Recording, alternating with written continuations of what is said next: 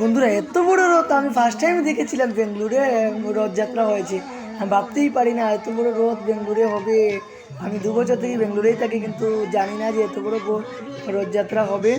তারপরে আবার first time এবার দেখেছিলাম। আর আজকে রথযাত্রার দিনে সবাইকে শুভ রথযাত্রা, আন্তরিক প্রতি শুভেচ্ছা ও ভালোবাসা সবাইকে। আর দেখো হাজার হাজার লোকের সমাগম এই রথযাত্রায়, অনেক ভালো লেগেছে আমাদের এখানে এসে। আমাদের রুম থেকে একটু দূর আছে, কত ভালো লাগছে, কত মানুষ, কত সুন্দর রথটা দেখতে পাচ্ছ।